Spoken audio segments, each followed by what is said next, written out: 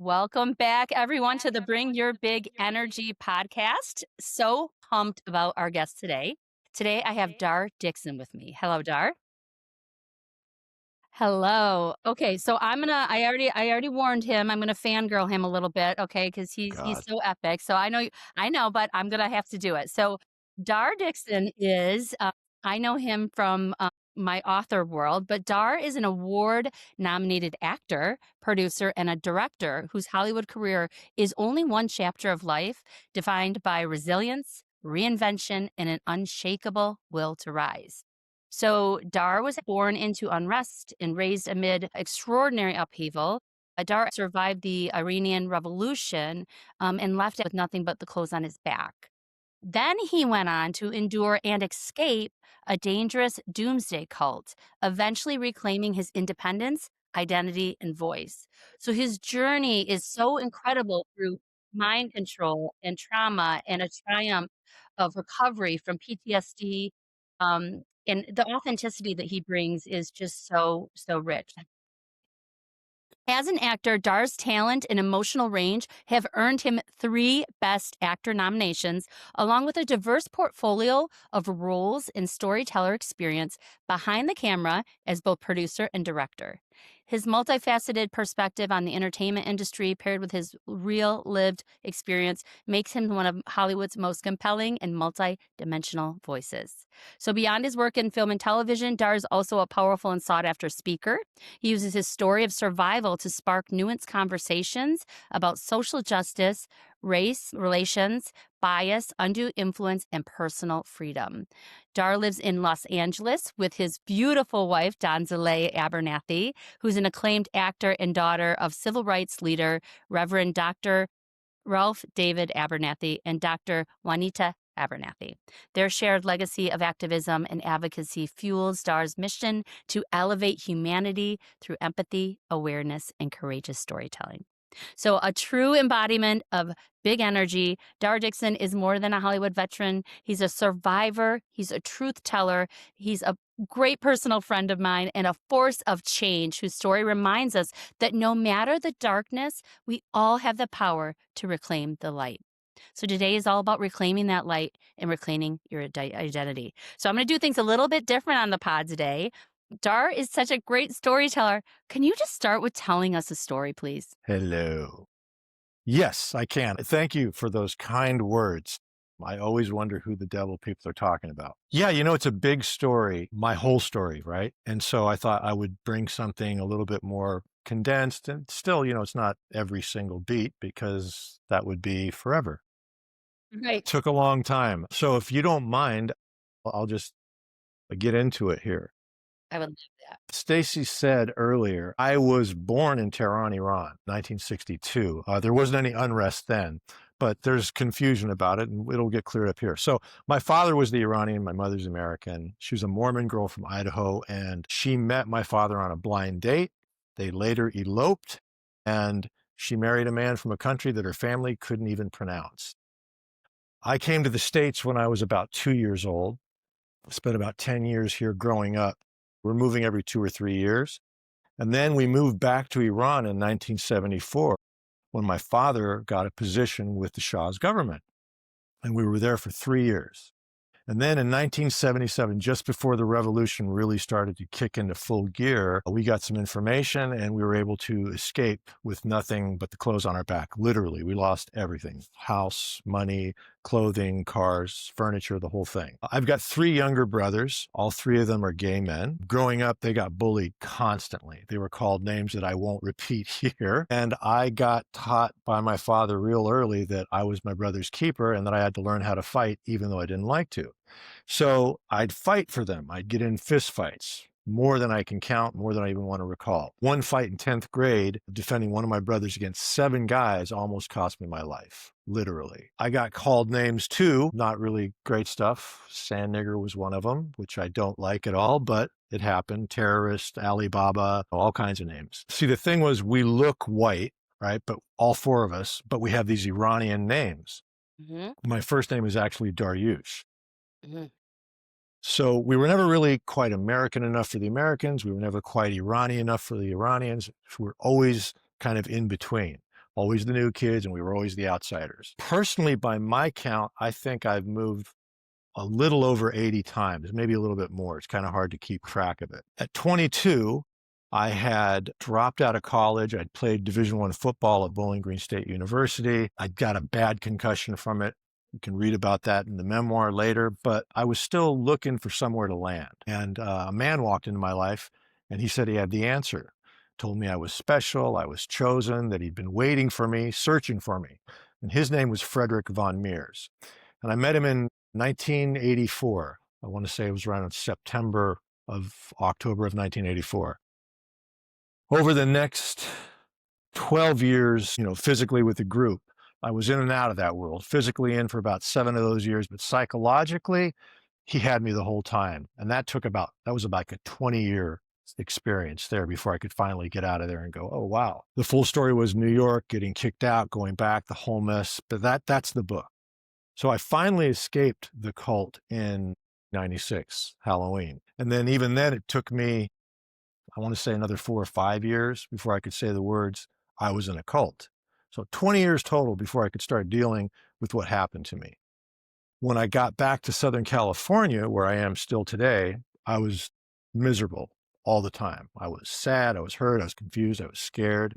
I always had this like burning in my chest, like this ache, and it just never went away. It was like this gray cloud and it followed me everywhere. I know it sounds maybe cliche, but that's the best way I can describe it. Because it's a pain that most people don't really understand unless you've been in something like I'd been in. And I'm not saying that people haven't been through similar things or worse, for sure. But this kind of darkness, pretty hard to explain to someone who hasn't lived it. I couldn't name it. I couldn't talk about it. I was brainwashed or mind controlled into not talking about it with anyone because they wouldn't understand. But all I knew was that if I didn't get better, there was only one place it was going to lead, and that was not an option for me. It never has been, and it never will be. So the last 2 years that I was in the cult, that was down in North Carolina. I told you there's a lot of moving around. I'd been working like a slave, literally. When I escaped, my parents let me come back to Southern California and work at their print and copy shop in Orange County. I don't know, I was making a few $100s a week. And they let me live with them rent-free, no utilities, no insurance, no property tax, nothing. They showed me far more grace than I deserved given how I treated them over the years. I couldn't see that because I was so filled with shame and guilt and regret and fear, and I would never admit it because I couldn't even realize it and just kind of how jammed up I got inside. I tried pretty much everything I could to get better. And this was before the internet was what it is now. Like you couldn't just Google how to recover from a cult. Not a thing. Find, Not a thing. right, not really a thing yet. So I did tons of therapy, as you may imagine. Tried Reiki, I tried shamans, I did energy work, I did body work, screaming therapy, hyperspace, binaural beats meditation. Every stone you can think of, I turned it over. I mean, it was extensive. I was driven. But there was one thing that was different from everything else, and that was acting class. And acting class was the one place where there was no judgment. There was no condemnation. There was no criticism. The whole point is to try things you've never done before, and you can't do that if you don't feel safe in that environment. And I needed that like I needed oxygen. So I'm sitting in this acting class. It's a 50-seat theater, and there's this woman on stage, and I'm back up in the audience, and she's dressed head to toe in black. And I mean, literally head to toe. She had something on that came right up to here, and she was covered to the end of her wrists and all the way down to her, her ankles. She even had black boots on. It was amazing. And she's standing up there and she's complaining about an audition she had that day. Something about the casting director did this, the sides were wrong, or whatever it was. And her complaints are valid, but I'm sitting up there thinking two things. One of them, I'm thinking, shut the fuck up. I want to get up there and work it out already. And the second thing is, she's complaining about an audition with one of the top casting directors in the industry with one of the top shows on TV. I'd give my left arm to be in that position. I'm thinking, who is this chick? All right. Nice guy. Anyway, then she did her scene. Holy shit. She was head and shoulders better than everyone in the room by a mile. Really? And one thing I learned from being a Division I football player, an athlete, was the fastest way that you can raise your game is that you play against someone better than you. It forces you to level up. You have no choice. So I had to work with this woman. So there was a lot of back and forth between the acting teacher and myself and the acting teacher and her, whatever. I didn't know who she was. And finally, I got her phone number and I called her up. And she says she's writing a book. She's busy, but we'll set a time to get together and do this, rehearse a scene and put a scene up in class. She says, call me when you're ready on your way up here that day. So we scheduled the time and everything. And I call her and I say, it's me. I just want to double check and make sure, we're still on. She's like, yeah, I'm still busy. I'm writing the book. I just haven't eaten today. But yeah, I'm down to hang out. Come on. So I'm down in South Orange County, which is about an hour away from Los Angeles, a little bit more, más o menos. And I'm driving up the 405 from South Orange County, and I stop at a McDonald's on Santa Monica Boulevard for the payphone and the bathroom. It was a while ago. It was 1997. You're kicking it old school with the payphone. Yeah, so I called her one more time, and I said, have you eaten yet? And she says she hasn't. I'm like, okay. So I got her a burger and fries. Then I take Beverly Glen, for those of you who know Los Angeles, Beverly Glen, up through the canyons to her little bungalow where she's living. And I walk in, and the first thing I see is the place is really well appointed. It's really neat and organized, but there's a lot of stuff in there. And I can see that there's about 200 black and white 8x10 glossy photos, and they're scattered all across the floor. And they're photos of the civil rights movement. And I've seen a lot of them before. Wow, damn, look at that. And I'm just taking everything in. Remember, I'm there to rehearse. Right. And in every single photo, not every single one, but in a lot of the photos, there's this man standing next to Martin Luther King Jr. And I don't recognize him. I'm like, who's that? And she stops and looks at me. She goes, oh, that's Daddy and Uncle Martin. I'm Just like, Daddy Uncle and Martin? wow. Who is this woman? Right. So mysterious and interesting. Well, I would agree. So I find out that her father is Reverend Dr. Ralph David Abernathy. He's the co-founder of the Civil Rights Movement, and that he and Martin Luther King Jr. had been friends for a long time. And, he was the strategist of the movement. He's the man who was there for everything, the marches, the jail cells, the bombings, the assassination, the whole thing. I didn't know any of this because they didn't teach it in school. And unfortunately now they're actively banning books, one of which is my wife's book that got published subsequently. They've been banning that, we found out, probably 5 years ago. So, unfortunately, there's an active barrier to getting this kind of knowledge out. So look, I didn't know any of this. I just knew this woman's better than me as an actor. And this is how you get better, by working with someone better than you. Right. So needless to say, we didn't rehearse that night. We got into stuff. Jump ahead a little bit. The first time that I met her mother was on a Christmas trip to Atlanta. I don't really remember which year it was. And her name was Dr. Juanita Jones Abernathy. And, I was anxious to go and meet them, the family. I was nervous about meeting her mother. I'd heard about her for a long time. I'd read about her. And so there's a little bit of stuff going on underneath. Listen, it's always hard to meet the family, but that is a family. Yeah, it's crazy. And that house it used to get really, really hectic during the holidays because everyone would stop in to say hello. But when I met her, she kind of kept me at arm's length. You know what I mean? And looking back, at the time I was like, what's going on? This is more than just new guy, her daughter's boyfriend. But she's keeping me at a distance. And I'm thinking to myself, okay, looking back, I don't blame her, because most of the white men she'd ever encountered in her life had only caused her death, mayhem, and destruction. Mm. She had death threats constantly. They had death threats every morning at breakfast, every evening at dinner. It was like clockwork. The violence, the Klan bombed mother-in-law's house while she was pregnant with my wife, 6 months pregnant. She'd already had Wandalyn, which is my sister-in-law. She was about a year and a half old at the time. And they were in the back of the house in in Montgomery, and she'd fallen asleep watching the Jack Parr show. For those of you who don't remember, that was the precursor to Johnny Carson, which was the Okay. precursor to da da da da. I didn't Right? even know that one, and I'm kinda That's the old. late. Yeah, Okay. it's the Tonight Show. Okay. And so she'd fallen asleep, and yeah, the Klan planted a bomb and bombed the house. And thank God they didn't plant the bomb in the right place. It just kind of blew up half the house. Obviously, they survived.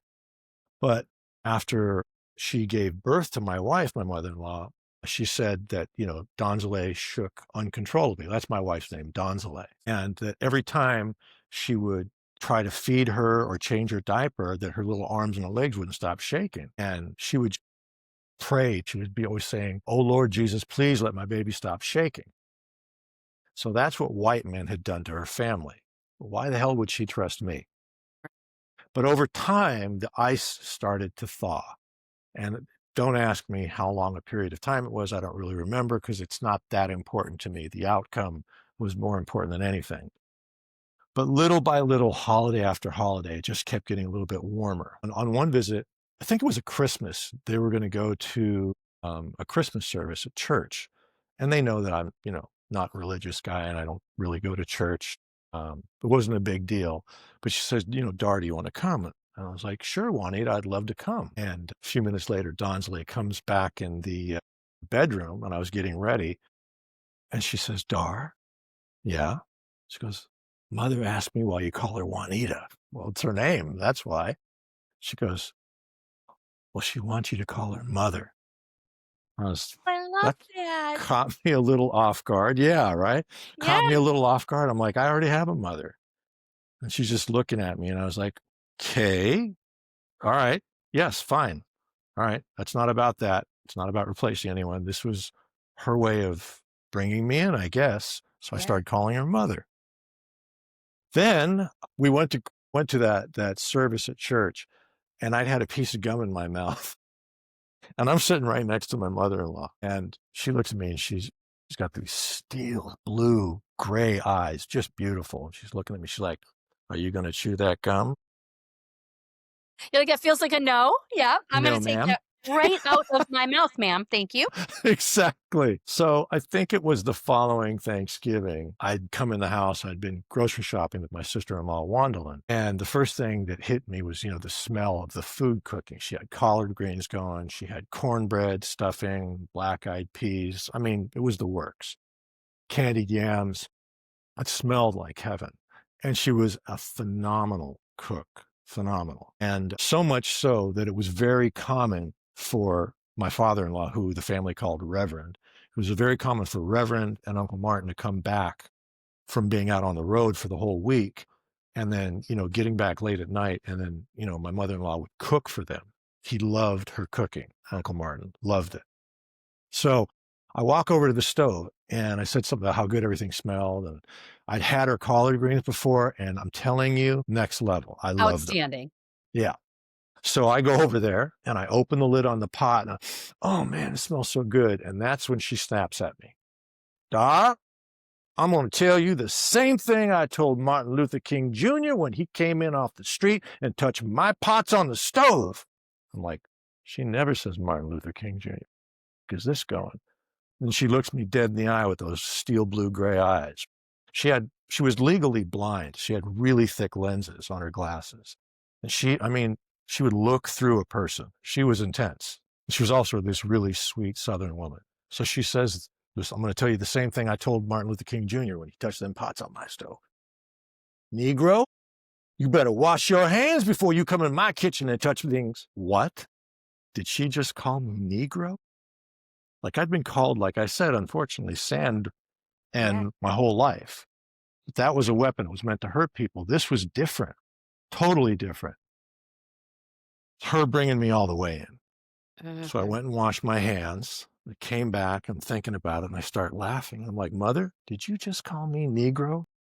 She didn't want to let me know that she was tickled, but I could see it. She still kept that really stern look about her in the kitchen. We went about our business, and I helped her get the food prepared and unpacked it and all the stuff we just bought. And it was then I realized, oh my God, she loves me, which to me was a big deal.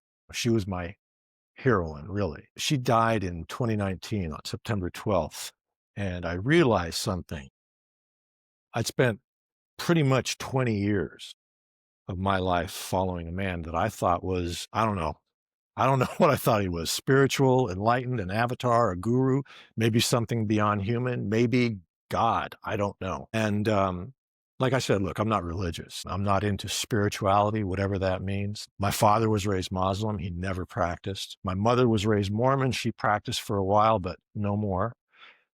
And after everything I've been through, to me, religion just looks like a system designed to control people through fear and guilt and shame. And I know how that works because I lived inside it. But I don't have another word for what my mother-in-law was. Like her and my father-in-law, they were the real thing. And she was right under my nose the whole time. I never got to meet Reverend, unfortunately, but I feel like I have by proxy. They were the real thing right under my nose, and I'd spent years chasing a fraud. Mm. Pretty sobering.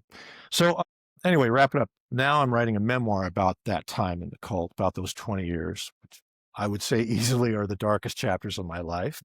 This June of June 2026, there's going to be a docu-series on HBO coming out. It's about my friend Hoyt. It's his story. He happened to be a friend of mine still today. He was in the same cult I'm in. And I'm prominently featured in, I don't know, it's going to be 3 or 4 episodes. And, as far as the rest of this business, I'm still dealing with it. Probably be dealing with the rest of my life. That's just how it goes. Because the truth is, this is the stuff nobody wants to hear, but these things leave a mark. I mean, they leave a scar. It doesn't just disappear. You don't just move on like everyone says. And, it's interesting because people would always say to me, especially when I do speaking engagements, what's the takeaway you want the audience to have? And I would just laugh. I'm like, whatever they take away from us, they take away. Like, they're asking me that question. It's like, this is some common thing that, you can learn from and apply to your Monday morning meeting. Yeah. So, the way I answered, like, look, everybody deals with shit in their life. Some had it less bad than mine, some worse. And I mean far worse. Nobody escapes this life unscathed. There's a story that I heard, I'll tell it really quickly, that kind of wraps things up in a neat little takeaway. It went like this. There was a father and his son, and they were driving in the car. And the son was complaining to his dad about all his problems. And, oh, wow, this thing and that thing, and and how unfair it was. And God, Dad, I just wish I didn't have any problems. And his dad goes, no problems, huh? He goes, I know a place where people don't have any problems. I'll take you there. You want to go? Yeah, okay. So drive, pull up to a cemetery. And he goes, those people there, they have no problems, son. He goes, yeah, they're dead. He goes, exactly. Problems are a sign of life. It means you're alive still. Still got a chance to right your wrongs, to fix things, to get better, to improve, to become a better person, to help other people too. Don't poo-poo, don't complain about your problems. Embrace them and welcome them. That's Yes. a sign of life. You're still in the game. So I don't run from that chaos anymore. I don't wish it away. I welcome it, which is interesting to hear myself say that. But, it's the raw material of transformation, and it's how you're still in the game. And I choose to stay in the game. Oh my gosh, I just could sit for hours and listen to you. It's just such a gift. I think there's so much there, and there's so much around identities. I feel like you've lived a lifetime of different identities, whether it's living through the revolution and just the clothes off your back, to the cult, to being in this big, beautiful world of Donzelay's life. And how do you think about identities? And when you actually describe when you meet Frederick, you describe the space between identities as the most vulnerable place for manipulation. What do you mean by Totally. Totally. Okay. So I'll back it up. It's a great question. The space between identities is that space of vulnerability. And it can happen differently for everybody. For me, I got this terrible concussion my first day of full contact practice at Bowling Green State University in Ohio. And, there were no concussion protocols back then. It was like, get up, rub some dirt on it, you'll be okay. But, it was obvious things were going worse. And I won't belabor that. You can read the book. But that's where it came from me, because When I stopped playing football, which I did, left my scholarship, stopped going to school, that was my identity. Mm, Football player, going to school, and now, the fuck am I? yeah. And I think you even told me you were working at Google? Yeah, I worked there for 13 years. Okay, and then Yeah, you left there, right? I did, and it was very hard. I remember being terrified to tell my kids that mommy no longer worked at Google because it was such a big part of my identity. There you go. Yes, There you go. yes. So it happens differently for people. With your work, very frequently, with men especially, men and their work, that's how they identify themselves. It happened to you. It happened to me differently. When you're vulnerable, people always think that, you get involved in a cult, you must be stupid. I always ask people, have you ever tried to capture and maintain a stupid person's attention? Right. Can't do it. You can't do it. The way you get caught up in a cult or in an abusive relationship or whatever it may be, because really that's what a cult is, an abusive relationship on Yes, steroids. yes. I had a lot of women who were in domestic violence situations, abusive relationships, hear me talk and they're like, oh my God, you understand. And I didn't Yeah. get it at first. Now I do. But when you're in one of those dynamics, the reason you get caught up with something like that, you don't raise your hand like, hey, I'd like to be beaten. Mhm. Hi, Yeah, I'm hey, here for it. you got a cult? You got a pseudo-religious doomsday cult and you're going to go crazy and stockpile weapons? Yeah, I'd like to join. You Count me in. join because you think you're becoming part of something bigger than yourself. And that's a deep human Mhm. need. And it's tied to like the spirit part of your life, growth and contribution. Those two things are very important. It's being a part of something bigger than yourself fills both those buckets. And it's a very powerful hook. I call it an emotional vacuum inside a person. And when you're vulnerable, whatever may have happened to you, be it losing a job, losing a relationship, moving constantly, always having to use these hands when you don't want to, and never for yourself, for your brothers, for your loved ones, it starts to fuck with you. It really does. It did for this guy anyway. So when you're in between those identities, that like, who am I? You're discovering who you are and you're realizing that's not what I want. That's not really what I believe. That's not a value of mine. You're vulnerable. And if you're not aware of that, you can be taken advantage of and find yourself in a bad situation. It's such a good answer. You wrote this, and I wrote it down because I wanted to make sure I capture it. You said, belonging tastes bitter at first, but when someone finally sees you, you'll swallow almost anything. What was the longing in belonging, and what was that fulfilling for you being a part of what Frederick was doing? Okay. Well, so, I'd had that concussion and I couldn't concentrate. I try to read my playbook. I was getting assigned 4 chapters to read every day in some of the classes I was taking. And I was like, it might as well have been hieroglyphics. I couldn't concentrate. I couldn't do it. And then invariably I get like 2, 3 sentences, maybe a paragraph into it, and I was out. So, I was spinning my wheels. I was just working as a waiter, various jobs, smoking weed, working out. That was a part of the identity that had died from football. I could Yeah. still work out, so that still kind of tethered me to something. Okay. And all this is me looking back. I didn't realize it at the time. So I'm 22 at the time.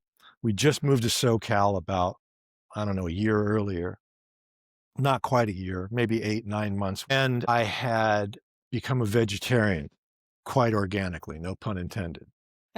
I met a Persian guy that owned a vegetarian restaurant, and I'd met another Persian guy at one of the restaurants I'd worked at, and it was like, oh wow, I can speak Farsi again. Wow, okay. And we'd go hang out at this guy's restaurant, and I start eating. Next thing I know, I'm eating no meat. So I found out about this restaurant that was run by these Hare Krishnas, Okay. and like, okay, Hare Krishna, Shmari Shmishna, I don't care. Mhm. The food was cheap, it was pretty good. It was Indian, it was different. I liked it. And they offered me a job. Hey, man, you can come and work here like 2 or 3 days a week and you can eat for free all you want. Oh, Cool. I had another job in the evening. I was working at a very high-end place in La Jolla down in San Diego. The La Jolla Beach and Tennis Club was called the Marine Room. And they have these thick glass windows, and people come from all over the world and they just watch the waves lap up on there. It's like, it's something. If you're in San Diego, go there, have a Right. meal. And so I was like, okay, cool. So I got 2 jobs, no big deal. And I'm in the back kitchen one day, and there's steam tables, and it's shaped like an L. And there's a window where you could, put the steam down on the hot side. And I look through and I see this guy, and he's like 6 feet tall, super tan, handsome guy, bleach blonde hair, perfect white teeth, fit, lean. And I could see that he was older than he looked and acted, but like he was just crackling with energy. It was just like, my first thought was, who's this asshole? Should have followed that. Should have followed that, but I didn't. No, ma'am, I didn't. Because then I couldn't write a book about it. That's right. Here we are today. Thank goodness for that. So, he caught my eye. I caught his eye. I looked away. I kept doing it. And then I walked out of the kitchen because of course I did. And it was weird, man. I walked past the table. He was sitting with another guy about my age and another woman a little bit older than me. And I know this sounds weird. I know it does. Trust me. I hear myself. It felt like something in me turned me around. And the next thing you know, I'm sitting down at their table. And I'm like, excuse me, I'm sorry. I can't believe I'm doing this. Oh my God. And he didn't miss a beat. He reaches out and grabs my hand and just squeezes it. And I'm like, damn, this guy's a lot stronger than he seems. Yeah. And he says, oh, I'm Frederick von Meers and da-da-da-da-da.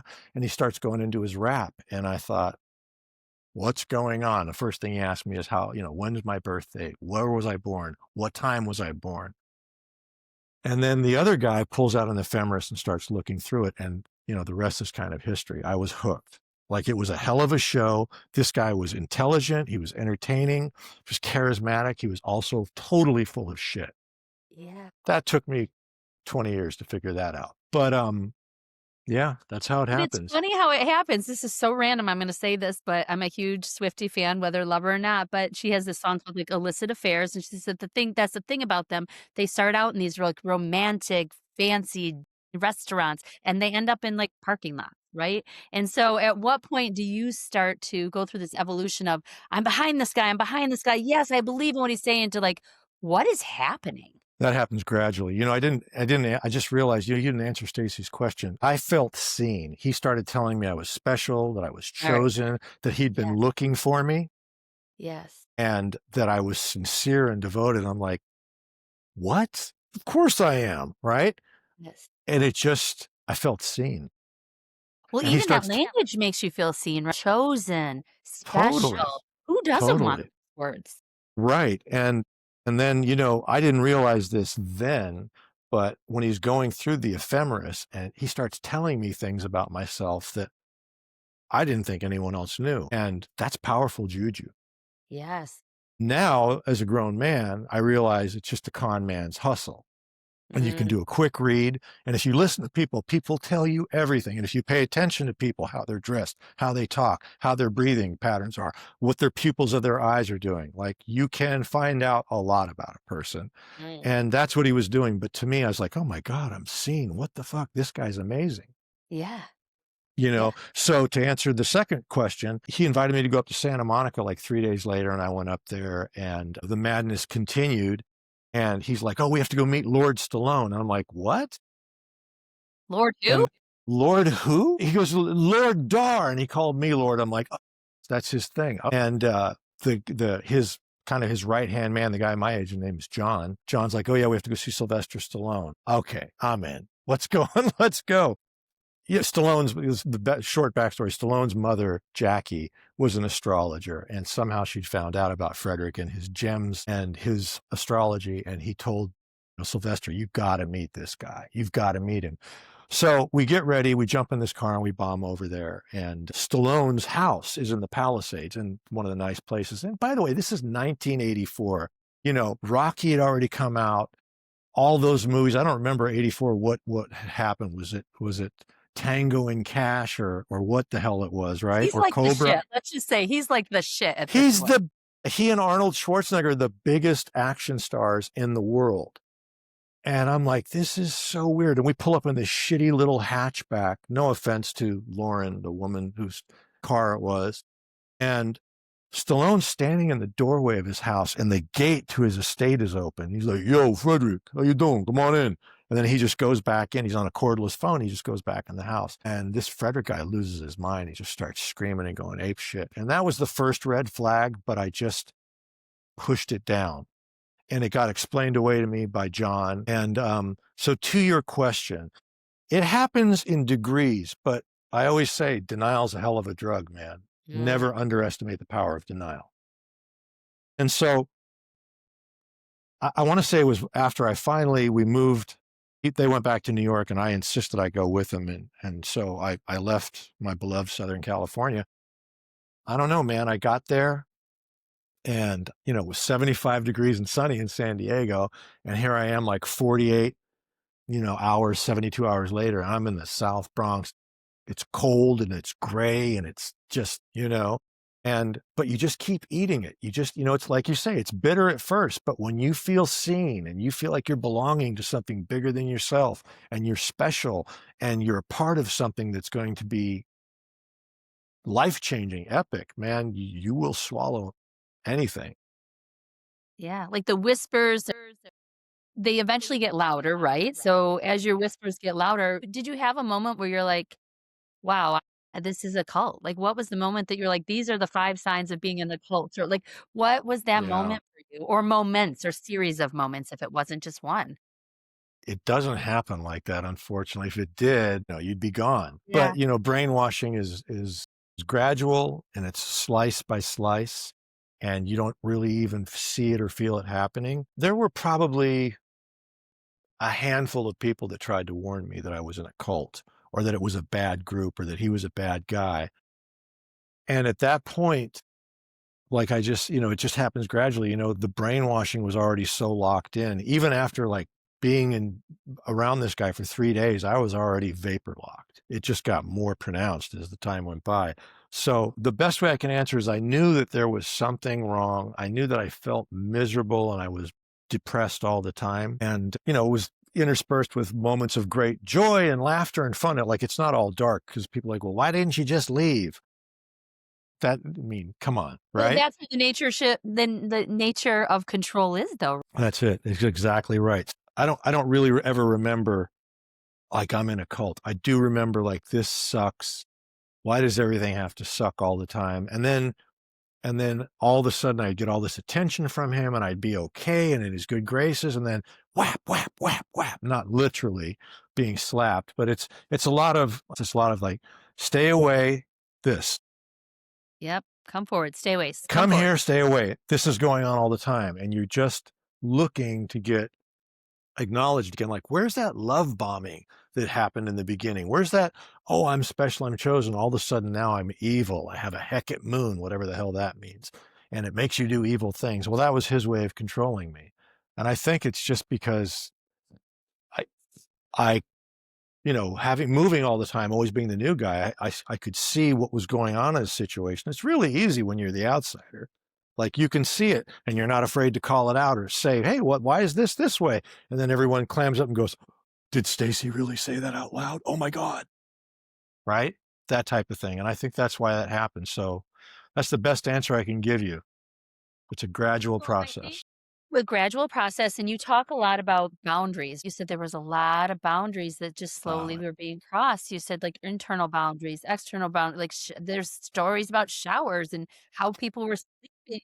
And I knew you unpaid were going to work, say that. so I had to go there. You're going to go there. Let's do the spicy stuff. Okay, all right. So in Santa Monica, after I'd met him, it was like 3 days later. I bomb up to Santa Monica, and we were going to meet at like 11 o'clock, as I recall. And so I show up to the address, and it's like this fucking apartment complex, basic SoCal Los Angeles apartment complex. I'm like, am I got the right address? Go up to the door, knock on the door, and the door opens. And it's Lauren, it's her apartment, and she's just like, her hair is just going every which way. And it's clear I just woke him up. It's dark inside. This big dog, her big dog greets me, friendly, but like a 40, 50-pound dog, like, whoa, hey. And I'm thinking like, this is weird, but I'm 22 and I'm naive and I'm like, what's happening? And all of a sudden, blinds start opening, windows open, and lights come on, and running to the bathroom, and everybody gets ready. Next thing I know, Frederick puts on this pot of tea. The tea, he calls it, the tea. The tea? I'm half Iranian, and if you know anything about the Iranian culture, Persians, we call ourselves as well. It used to be called Persia before Iran. I'm not going to give a history lesson, but we're all about tea. If you ever have trouble with an Iranian, if you ever just want to befriend an Iranian, if you want to make them feel accepted, if you want to become friends with them, offer them a cup or a glass of tea. I'm having my tea right now, Dar. There you go. I'm telling you. In Farsi, we call it chai. You just make a glass of chai and all is well. So this guy says the tea. Up the tea. He's getting it ready. Well, he'd already made it. And the smell is just like, what is that? And it's bitter and it's pungent and it's dusty and it's medicinal. And I don't remember all the ingredients, but I remember there was powdarko in it. There was astragalus root in it and a dozen other ones. I don't know what it was, but it wasn't a delightful cup of tea like you're drinking, I promise you. No one would rush to buy this off the shelves. And he goes, this is very cleansing, it's purifying, it's for your bloodstream, and it makes you look younger. You'll be 40 and you'll look like this, and then you'll be on the diet and blah, blah, blah. Well, the diet and the tea, those were two of his hooks that I learned later on are behavioral hooks, which are ways that you get sucked into these relationships. And so I drank it and it smelled like hell and it was really bitter. It wasn't horrible, but it wasn't, wow, this is great. And maybe something was happening. Maybe I felt like, damn, is this like really cleaning my bloodstream? It was strong, I'll tell you. And all the herbs do have medicinal value to them. There's thousands of years of Chinese herbal history that can back that up. Anyway, he runs, I don't know, John had gone in the bathroom, Lauren had gone in the bathroom getting ready, and it's like hurly-burly. It's like the Keystone Cops. And this guy's giving me this stinky, bitter tea, and the dog's like, hey, how you doing? How you doing? Pet me, pet me. And then finally it comes time for Frederick to go to the bathroom, and I'm hanging out there talking to John, and we're having a great talk. And Lauren and I talked a little bit. She didn't say much. She was really lovely. And all of a sudden he goes, I hear this, Dar, come in here, dear. Come in here, dear. And I'm like, the fuck? And look, man, I worked out a lot. I played football. I'd been in a lot of locker rooms. I'm not afraid of being next to a naked man or anything, but this was a little different. We're in a small bathroom in a 1-bedroom or a 2-bedroom apartment in Santa Monica. And it was close quarters. And I walk in and there's homeboy and he's standing there shaving and he's completely naked. And I'm like, okay. And he says, dear, take a shower. You want to be ready? I'm like, I already took a shower. He goes, no, dear, take another one. You'll be fine. And I don't know how to explain it other than this is crazy. I don't need to take a shower. Right. But his rap and he was so charismatic, so smart, so energetic, so funny. Oh my God, the guy was so funny. And all that's happening at once. And the next thing I know, I'm like, all right, I'll take a shower. And so I stripped down in this little bathroom and we're like about a foot away from each other, 2 feet away from each other. Yeah. I'm 6'3", man. And he was he's about 6 feet tall. He's about 145 pounds. I'm 6'3". Back then I was probably like, I don't know, 190, something like that. Whatever. I'm bigger than him. And there's your wiener. There's my wiener. This isn't weird. This is what all your listeners want to hear on a business podcast. Well, you felt weird even saying it was a weird, because that's the kind of mind control that these people have. I didn't say anything. Weird saying this is weird. I didn't even say that. I'm just thinking all of these things. Right. I'm just like, everything's fine because I was used to being the new guy. I was used to being in a new place every couple of years. Like, okay, this is pretty strange, but I know how to roll with this. So I open up the shower curtain, look down, and there's still like that much water in the bottom of the tub. And it's brownish, and it's got vegetables floating, like salad. From the tea? Not necessarily from the tea, no. He was a gay man. And that was something we never acknowledged, any of us. We just kind of like, oh, no, he's not. He's totally, Got and it. Doing an enema was very important to him for other reasons than the health. Mm-hmm. And So he had clearly done that. I didn't know any of this at the time. It was just there was so much happening, and I'm naked next to this Yeah. guy taking a shower that I don't need to take. So he's like, "Oh dear, it's just vegetables. That's fine." And I'm like, "Yeah, it's just vegetables." And I stand in it and I take a shower. And to this day, that's still really I'm laughing about it, but that's Yeah. Well, it had to be a little traumatizing, like a lot of those things. yeah, like in Iran, everything it's a beautiful modern country, even back in the 70s. But every once in a while you'd have like something back up, or you'd be in a situation that's not like America at all, duh, obviously. And Right. so, okay, yeah, no big deal. But I'm standing in this water and I'm like, whatever, it's fine. It's fine. If I block it out, just take the shower. And I got out and we took off to Stallone's place.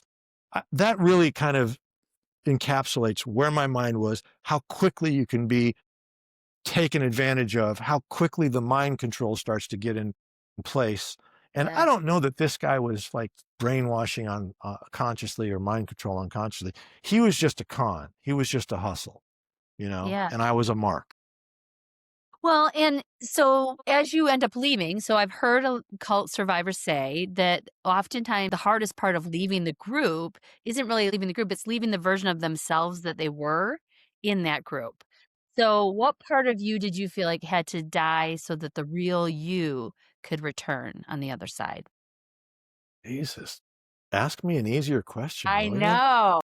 This is my favorite one I was asking you today because it's a hard one. That's a good question. And that's why it's so hard to get people out of cults, because your identity is so tightly wrapped around the belief system that's been instilled in you unwittingly, and the Yeah. values that have been instilled in you unwittingly. So, you know, irrespective of how people think about Donald Trump and MAGA and all of that, it's a cult by definition. I could break it down. We don't have that much time. Yeah. That's why it's so hard to talk to people who are in that group, pro Trump, pro MAGA, America first, whatever it may be, Mhm. because you're telling them to leave. You're telling them that their entire life, their entire belief system is wrong. It's evil. It's effed up, right? I Yeah. said effed up. I've sworn 62 times It's already. okay. And we're not bleeping it. We don't bleep here on the Big Energy Show, so get your Okay. heart ready Okay. And so you're asking them to leave, but what you're really doing is you're asking them to kill themselves, to die. because it's such an identity piece, You don't look at it that way when you're in it. but it is. Well, right. It's like I look at you and I go, Stacey, what are you doing? No, seriously, what are you doing? Big energy. What the hell are you talking about? That's insane, caller. Why do you look like that? Why are you wearing? What the hell are you doing? Don't you know? And you're going to look at me like, what is this guy talk? F you, get out of here. Yeah. That's what happens. You're going to have to buy the book because we don't have the time. It's a long story, but I am. I'll go on the press tour with you if you need me. I you're am a all great in. hype man. I appreciate you. Yeah. I had the situation that caused me to get out it was legal. It was bad. I was looking at significant jail time, which would Mm. probably turn into prison time. And this was in 96. And I just thought to myself, how did I get here? What the Mhm. fuck? Mm. And what had happened was we'd gotten caught up in these burgeoning militia groups. And by 96, June of 96, when this all went down, even though I didn't escape until October 1st of 96, Ruby Ridge in Idaho, Randy Weaver and his family, that whole thing had gone down. Timothy McVeigh and Terry Nichols had blown up the Oklahoma City building. And then I forgot the guy's name because unfortunately poor Richard Jewell got accused of it, but the bombing in Atlanta had occurred. Yeah. So there was a lot of stuff happening. Yeah. And, these people, they're out of their effing minds, talking about the Constitution and sovereign man and states' rights and take back your straw man and stockpile weapons and like, cuckoo, right? Mhm. So we listened to these people after a traffic stop went sideways, and we're just in this problem. I'm sitting there with my lawyer, and he's like, this is what you're looking at. And I'm like, oh, hell no. Hell no. I'm laying in bed that night. I'm thinking, fuck this, man. I didn't sign up for this. I No, met I this got fucking guy in a Hare Krishna restaurant. We're talking about spiritual evolution and leaders of the new age and a spiritual brotherhood and sisterhood and purifying your diet and elevating yourself and prison. right. I'm out of here. I'm out of here. How do you get out of here? And I don't know what to call it, man. I don't know, because I'm not a religious man, but my parents had just bought a print and copy shop in SoCal. Mm-hmm. I called up mom and dad, and the group had shunned me, by the way. You're too hot for us. We got to keep our distance. What do you mean too hot for us? Well, I was in a lot of legal trouble. I had the State Bureau of Investigation. We had the FBI. Wow. Oh yeah, man, it was bad. It was bad. Wow. You're going to have to read the book. So, I'm not about to get into prison and start getting traded for cigarettes and loose Yeah. cigarettes and candy. That ain't Yeah. happening. It's not going to happen. So if I'm going to get in a fist fight, you got to fight to death in prison. So it's you die or I die, or you get the whole or I get the whole, solitary confinement. I'm out of this fucking place. I call up mom and dad. They're happy to hear from me, resentful as hell of the way I've treated them and that I got involved with this crazy group. And okay, you can come back here. We just got this print and copy shop. I need someone who's good with sales. You're good at it. But you can't leave. You have to stay here for at least 1 year. None of this going back bullshit. You got it, Dad. Okay. And didn't you have to even convince your group that you Well, were this is the thing. Now I'm Sure. like, okay, now I How just do I- made a deal with my dad. I'm going Yeah. back to SoCal. How do I get the money for it? Well, Dad's going to send me the money. Okay, good. I'll send it surreptitiously to a friend's mailbox. Great. Now I've got to convince these guys it's their ideas that I leave. Of course. It's Yes. the only way it's going to work. And so I come up with this cockamamie idea that I'm going to go back and learn about the printing business, which will be very beneficial in the future when the pole shift occurs and the earth tilts on its axis and 0.1% of the population survives. And, the aliens are going to pick us up and we're going to stay with them for a while until everything settles down on planet Earth after the tumultuous cataclysm and the apocalypse. And they're going to put us back down on Earth and we're going to be leaders of the new age. And I'll know how to print Perfect. wheat. Talk about Perfect. con in the con on that one. I don't even know where it came from because I don't think like that. I'm not Machiavellian like that. They bought it. Yeah. They bought it. Well, They were kind of like, that's a good Right. idea. the Wait a power minute. to survive. The power to Survival, survive. right? Survival. And so, yeah, I did it and I left and I had to go back once or twice because I was in serious legal trouble and got that taken care of. And that was it, man. No more. No more. Gone. But then I was in the position where, what do I do now? And Yeah. I told you that story, or I And you've told you used the broad strokes of it. And you've used all of your experiences to have this purpose-driven life where you're telling stories that need to be heard, and that is such an amazing thing, and I think that's what Big Energy is all about. That's what my show is all about, is these people who have gone through these really hard experiences, but instead of backing down and giving up, they have this will to survive and build something even more beautiful on the other side. Yeah, well, yeah, Um, thank you. That sounds like a very beautiful compliment. I appreciate that. I'll say this quickly. I don't want to make your show go forever because I know we're that's right. about I to. have one more question for you at the end, but yes, go ahead. On that note, Yes. meeting Donzale while she's writing her book, which is called Partners to History, Okay. Martin Luther King Jr., Ralph David Abernathy, and the American Civil Rights Movement. You might be able to find a copy of it. I'll put it in the show notes, Dar, so everyone can get it. Yep. It's so sobering. That's why I've taken a minute here. In learning about the history of Black people in America, which I knew fuck all about. And if we're going to be honest, as white people, even if I am half white, you don't know anything about it. And if you ever do get around Black people and sit down and just listen, don't run your mouth, listen, ask a question and then listen. They will start talking about history in a way you don't know nothing about. Now, why do I say that? That's very sobering, man. And it's very humbling. And it also provided me this unbelievable perspective to see a couple of things. Number one, I'm male. Mhm. This world is built for me. Now you're white and you're female. This world ain't built for you. And if you're black, male or female, please, It's let's so be true. honest with ourselves. Look around. How many black friends? I'm not putting you on the spot, but No. anyone listening to this, how many black friends do you have? And I mean friends, Mm-hmm. not Susie that you work with or Jimmy at the gym or whatever. No, no. I mean, you break bread together, you cry together, you bleed together, you celebrate together, you love together. You Anyway, listen to. You listen to. that's Right. exactly right. Listen, Yeah. and that's all I did for a Yeah. long time. The perspective that gave me, Mm-hmm. it's, I mean, how it's dumb luck. What's the chances I go to an acting class and Donzale's on stage and I meet her, then we fall in love, and then this happens? What are the chances? What are the odds? The second Yeah. part is I see that racism, the history of black people being erased, all of that, this white supremacy that's underneath it. Sorry if I'm upsetting your audience. It is what it is, folks. And if you're upset, ask yourself, why are you upset by this truth? Looking at that and learning that, I saw that it's brainwashing, it's mind control at scale, Mm-hmm. and it's institutionalized and it's systemic throughout our society. Yes. I'm in the middle of unbrainwashing myself, working through all the stuff that I've gone through.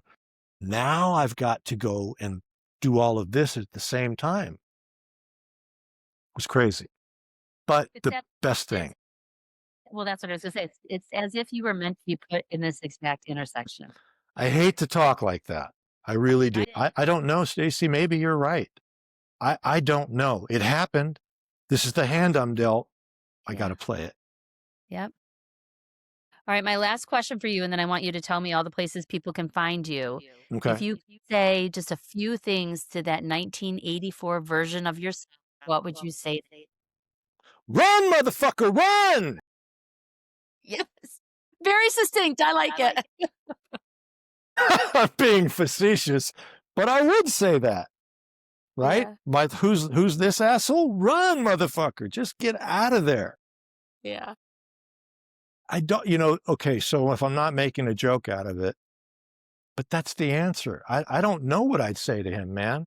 Because just you're special and I love you. Yeah, that's all true. And you need to hear that and be able to know that about yourself. But if you're in that position, run, motherfucker, run is the only thing that works. Yeah. You can And then talk that, later. yeah, that Get works. out of the danger. Yeah. Yeah. Ever. Okay, so if you go to my website, you're going to be very disappointed because I haven't put any effort into the damn thing. But Okay. there's dardixon.com, and Okay. it's on. When I say it's not great, it's not great. Who comes on a podcast and says that? Lots of people. You'd be surprised. Don't worry. You can find me on LinkedIn. You could check it out on Instagram. It's Dar Dixon with the number one, DARDIXON, the number Okay. one. This docuseries is going to be coming out in June, and it'll be on HBO, and you'll hear about it and you'll see it. The memoir I have got tentatively titled The Walk-In, Okay. and the walk-in is because that was part of this guy's rap. He said he was a walk-in from another planet. They walked into the soul of the original person who left. I mean, he had fantastic smack. It was amazing. That should be out early in the spring. That's why I'm writing like a maniac to finish it finally. Okay. And beyond that, if I'm up for a couple of jobs. I just auditioned for, what's today? Thursday, yesterday. Yeah. So we'll see what happens. But Right. beyond that, you could see me on TV or in movies and stuff like that. So that's about it right now. Yeah. I think my daughter and I just watched you on Criminal Minds a couple months ago or something. Which one was it? Was it the one with Tim Curry shot me in the head? Yes, you got shot in the head. I'm so sorry. He wouldn't talk to me the whole time. It was so Oh, funny. He was all character about it, and we were just getting into it we were just having a little conversation between setups, and they'd put all this stuff on his teeth to make him look like just a homeless guy who's not doing well and crazy and shit. And he just kind of stayed in his lane. I'm like, okay, good talk, Tim. you were awesome because we all look different through the years, and this was like Yeah. an episode that's back in the bank. But Yeah. your voice just gold. And I was like, there he is. That's my friend. Wait, so A really broad, and you know what? You can say it, but I'll tell you where you can find it. It's a broad overview, and I do mean broad, yes. of how I got caught up in a cult, what happened while I was in it, and then how I got out. And it's called The Walk-In Story. And that's THEWALK-IN, The Walk-In Story. And you find it at dar-dixon.com. Stacey will link it to you. And it's 10 emails. They're really short. They're between like 300 to 1,000 words long. And that's it. Stacey read them. She didn't know anything about it. Yeah. Every single day I was like, where's my email? Oh, there it is. I was get so excited to get my email. It's like literally I was looking forward to it because the way that the story unfolds, it's such little tiny mini movie trailers that you are just starved for more at the end of every single wait, now they're in Santa Monica, now they're in New York. What's happening? And so well done. And I've always known you're Thank such an you. amazing creator, but I think people are gonna benefit so much from your memoir and it's just gonna be so amazing to read. So thank you, thank you, thank you. Thank you, Stacey. Right back at you. Thank you, Stacey. I appreciate it. I really do.